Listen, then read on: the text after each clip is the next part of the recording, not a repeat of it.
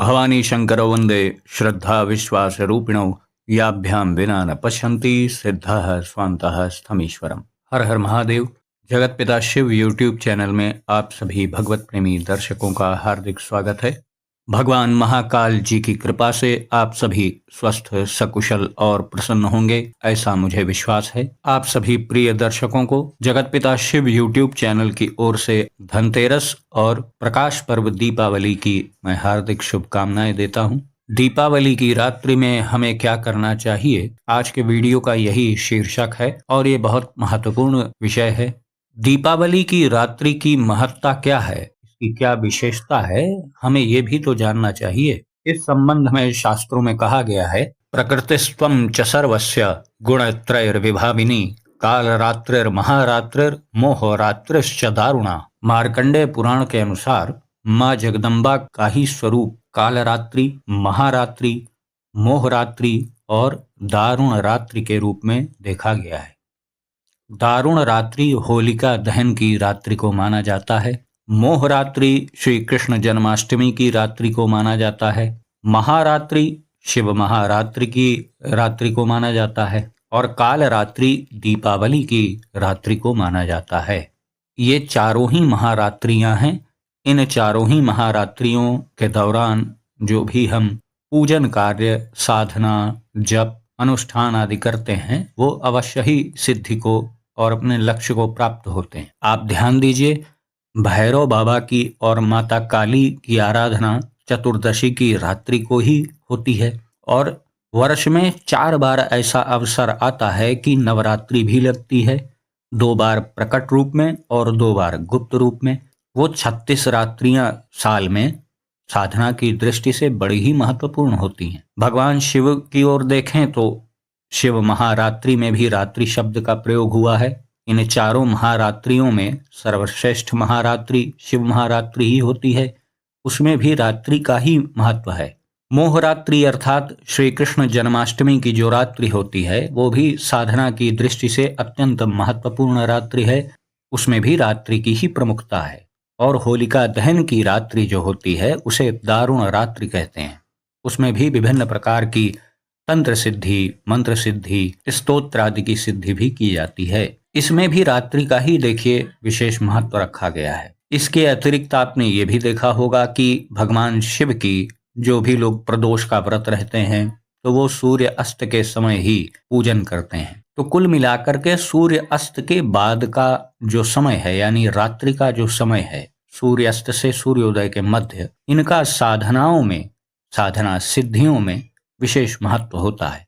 और विभिन्न साधकों के अनुभव के अनुसार और अपने भी अनुभवतीत ज्ञान के अनुसार मैं आपको बता रहा हूं कि सायंकाल के बाद, यानी जब चंद्रमा गगन मंडल में दिखाई देने लग जाएं, उस समय जो हम साधनाएं करते हैं तो उसमें एकाग्रता अधिक बनती है। अपवाद स्वरूप किसी एक को कोई दिक्कत आ रही हो तो नहीं कहा जा सकता, लेकिन अधिकांशतः लोगों की एकाग्रता अधिक रहती है और आध्यात्मिक अनुभव भी शीघ्रता से प्राप्त होते हैं रात्रि में साधना करने पर। देखिए, आप सब लोग ये जानते हैं कि मन का साधना में क्या महत्व है और इस मनुष्य शरीर में हमारा सबसे बड़ा प्रतिद्वंदी भी हमारा मन ही है, क्योंकि मन एव मनुष्याणाम कारणम बंध मोक्षयोः।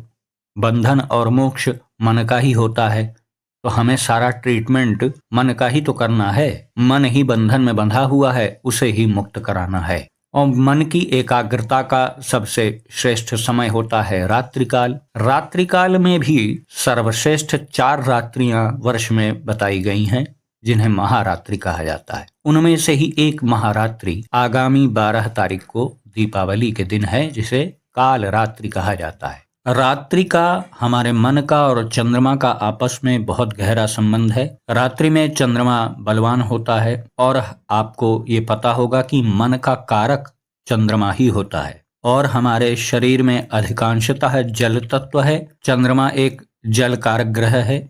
हमारे शरीर में जो भी जल तत्व होता है चंद्रमा उसे आकर्षित करता है।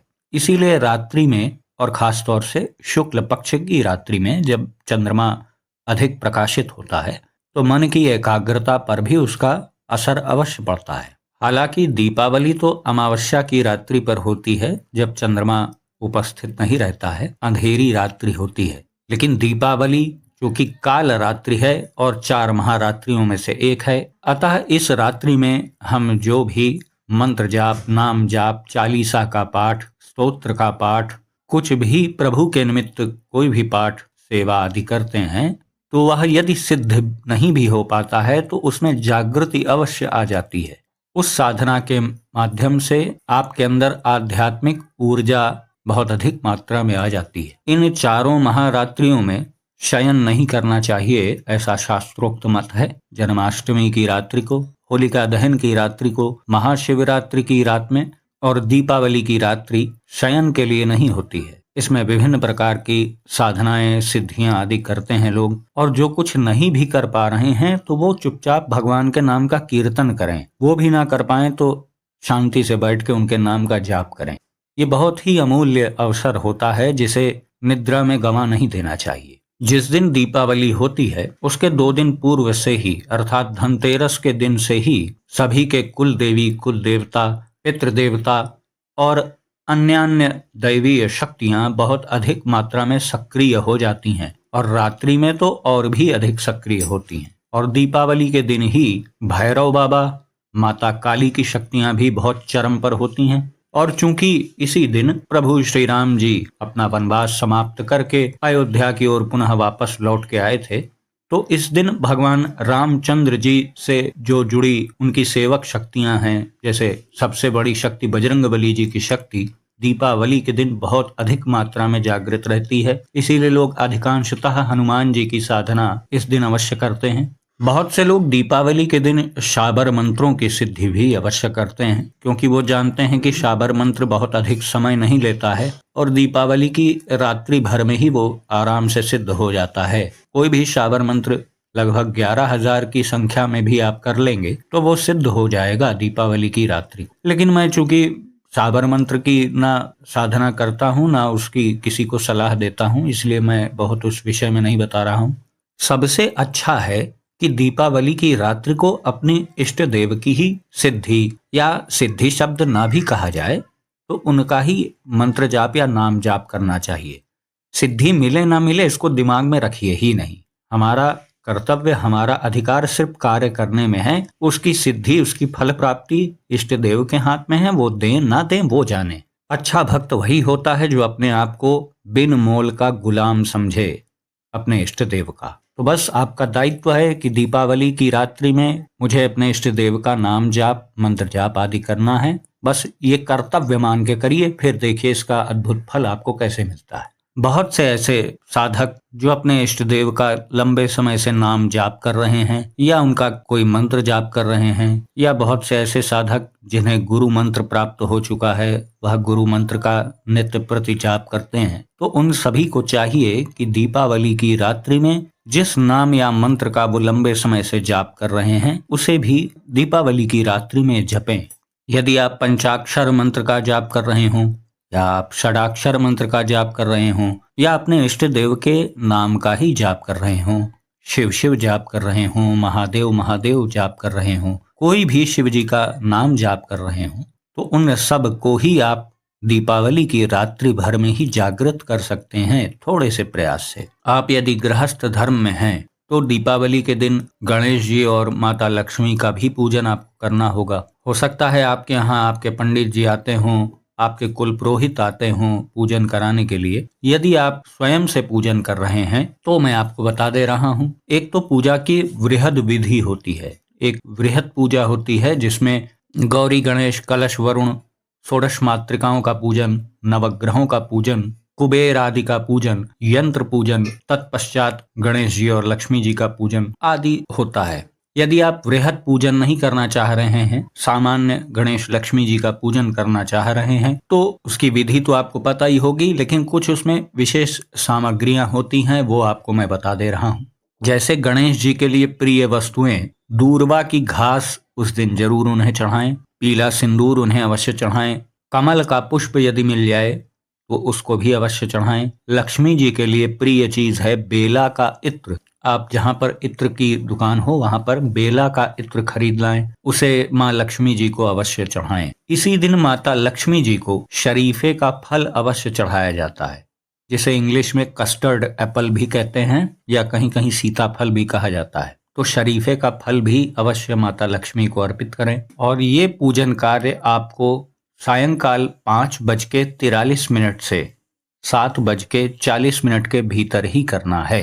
इसे वृषभ लग्न कहते हैं। वृषभ लग्न में ही गणेश लक्ष्मी का पूजन दीपावली को सबसे सर्वश्रेष्ठ माना जाता है। इसका समय मैं फिर से बता दे रहा हूँ, सायंकाल 5:43 से 7:40 तक। अब इस पूजन से निवृत्त होने के बाद आप और जो भी कार्य करना हो, आतिशबाजी वगैरह वो सब कर लें। उसके बाद फ्री होकर के फिर अपने साधना कार्य को प्रारंभ करें।